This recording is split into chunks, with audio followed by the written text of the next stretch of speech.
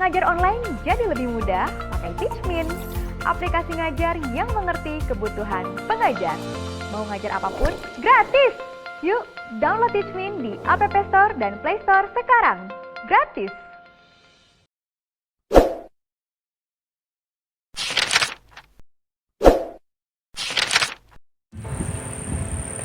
Bismillahirrahmanirrahim. Assalamualaikum warahmatullahi wabarakatuh.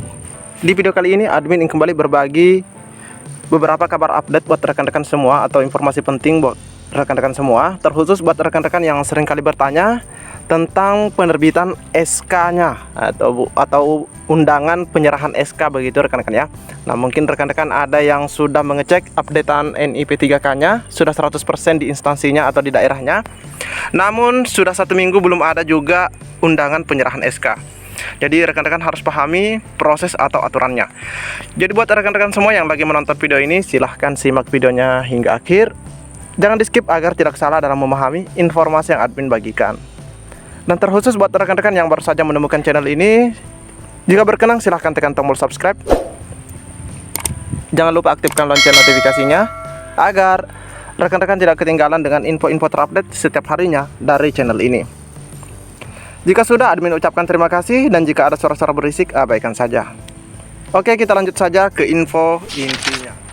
Info pertama datang dari Kabupaten Majene, dan di sini dikeluarkan 17 Maret dan ditujukan kepada kepala SD, SMP se-Kabupaten Majene di tempat. Dan ini perihalnya sebuah penyampaian rekan-rekan ya. Jadi bukan undangan penyerahan SK. Namun ini tak kalah penting jika dilihat, di mana di sini diinformasikan bahwa disampaikan kepada para kepala sekolah bahwa bagi yang sudah terangkat guru P3K supaya tidak diusulkan penerbitan SK Bupati dan SK Dinas, serta tidak dimasukkan dalam penggajian dari dana BOS. Nah, seperti itu rekan-rekan ya. Jadi rekan-rekan yang di daerah Majene, Kabupaten Majene yang sudah lulus P3K baik tahap 1 maupun tahap 2, itu sudah tidak bisa lagi diusulkan penerbitan SK Bupati maupun SK Dinasnya, karena mereka sudah dianggap ASN begitu rekan-rekan ya, karena tinggal menunggu SK-nya terbit. Termasuk juga masalah penggajian dari dana BOS, mereka sudah tidak dimasukkan lagi. Dan bagi guru yang terangkat P3K dari daerah khusus dan kembali terangkat di daerah khusus sesuai formasi, masih bisa diusulkan sebagai penerima tunjangan khusus. Nah, sedangkan guru yang terangkat P3K dari daerah khusus dan terangkat di daerah bukan daerah khusus, maka guru yang bersangkutan tidak diusulkan sebagai penerima tunjangan daerah khusus. Jadi tunjangan daerahnya, daerah khususnya sudah dihapuskan atau dihilangkan rekan-rekan ya, jika rekan kita tersebut atau peserta tersebut dari daerah khusus dan terangkatnya bukan di daerah khusus. Namun itu terbalik bagi peserta yang dari daerah khusus tapi terangkat di daerah khusus juga, maka masih berhak untuk diusulkan sebagai penerima tunjangan khusus. Nah, ini contoh daripada Kabupaten Majene, dan mungkin saja ada daerah lain yang memiliki guru bekerja atau mengabdi di daerah khusus seperti di Kabupaten Majene ini. Mungkin aturannya sama rekan-rekan ya. Jadi jangan kaget jika tidak diusulkan lagi tunjangan daerah khususnya. Dan kita lanjut lagi ke info yang berikutnya. Informasi selanjutnya yaitu mengenai SK. Nah, ini harus dipahami juga rekan-rekannya mengenai penerbitan SK ini prosesnya seperti apa. Nah, di mana di sini diinformasikan dari Badan Kepegawaian Negara, lebih tepatnya daripada Kanrek 4 BKN Makassar. Nah, di sini kapan SK diterima? Jadi gini, setelah NIP keluar dari BKN, namanya Pertek atau pertimbangan teknis, akan diberikan ke instansi daerah, BKD, Badan Kepegawaian Daerah. Lalu BKD lah yang menerbitkan SK pegawai di TTD pejabat setempat. Setelah itu akan ada SPMT, surat pernyataan melaksanakan tugas. Barulah pegawai bekerja secara sah pada suatu instansi atau lembaga, dan salah satu syarat untuk menerima gaji dan tunjangan.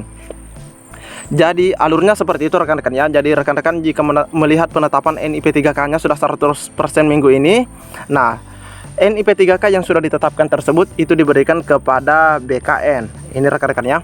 Untuk apa? Untuk diverifikasi dan validasi, dicek lagi rekan-rekannya apakah sudah benar semua atau seperti apa rekan-rekannya. Jika sudah benar, maka NIP itu dikeluarkan, artinya disetujui. Nah, persetujuan itu atau NIP yang keluar itu namanya pertek atau pertimbangan teknis. Nah, jadi itu belum dalam bentuk SK rekan-rekan ya. Belum dalam bentuk SK. Nanti NIP yang keluar itu diberikan ke instansi daerah. Nah, lalu BKD lah yang menerbitkan SK tersebut, menerbitkan SK dan ditandatangani oleh pejabat yang berwenang. Nah, selain daripada SK, BKD juga yang berhak atau wajib mengeluarkan SPMT, surat pernyataan melaksanakan tugas. Nah, jika SK-nya sudah ada, SPMT-nya sudah ada, barulah pegawai bekerja secara sah. Rekan-rekan, itu sudah dinyatakan 100% menjadi ASN rekan-rekan ya, sudah 100%. SK-nya sudah ada, SPMT-nya juga sudah ada. Nah, pastinya yang tak kalah penting, rekan-rekan juga pasti sudah mengetahui mengenai gaji dan tunjangannya. Seperti itu rekan-rekan ya. Jadi inilah alur atau proses penerbitan SK dan SPMT. Nah, di sini kita juga bisa melihat ada pernyataan dari salah seorang rekan kita.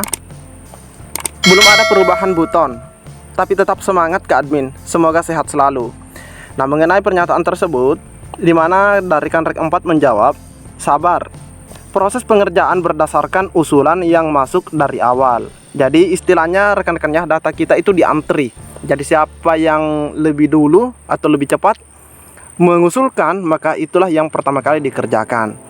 Selain itu, tim juga harus jeli dalam memeriksa berkas peserta. Jadi tidak heran jika saat ini ada daerah yang kedapatan atau ditemukan pesertanya yang BTL atau TMS. Itu tak lain karena memang berkas-berkas tersebut atau usulan tersebut diperiksa secara jeli oleh admin Kanrek atau dari Kanrek rekan-rekan ya. Nah, mengenai kerampungan daripada penetapan NIP 3K ini, untuk daerah Kanrek 4 sendiri di sini diprediksi begitu rampungnya itu Maret ini rekan-rekan ya. Nah, namun jika dilihat sepertinya untuk tahap 2 itu sulit. Kalau untuk tahap 1 bisa jadi rekan-rekan ya, karena kita tahu hari ini sudah tanggal 21 Maret 2022. Sedangkan untuk tahap 1 dari Kanrek 4 sendiri masih banyak yang belum ditetapkan sampai dengan 90% rekan-rekan ya, masih banyak. Jadi inilah proses penerbitan SK dan SPMT rekan-rekan ya, serta tadi informasi mengenai tunjangan dari daerah khusus yang masih bisa diberikan dan yang sudah tidak bisa diberikan bagi peserta. Jadi demikianlah informasi yang dapat admin bagikan di video kali ini. Lebih dan kurangnya mohon dimaafkan. Assalamualaikum warahmatullahi wabarakatuh.